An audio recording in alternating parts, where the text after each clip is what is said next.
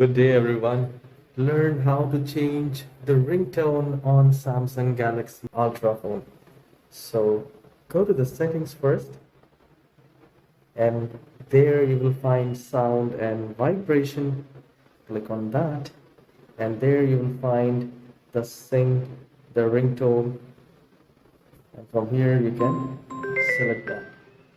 Once you're done, you can change the notification sound, system sound, and you can also set the volume here as far as the ringtone, media, notification, and system is concerned. Now there is one more option that says use volume buttons for media.